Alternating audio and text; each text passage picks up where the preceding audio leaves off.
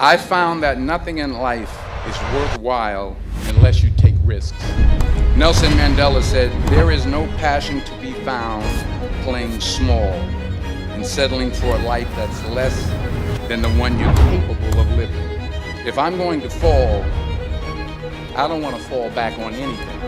I want to fall forward. I figure at least this way I'll see what I'm going to hit. Without consistency, you'll never finish. Fail big. You only live once. So do what you feel passionate about. Take chances. Don't be afraid to fail big. But remember, dreams without goals are just dreams.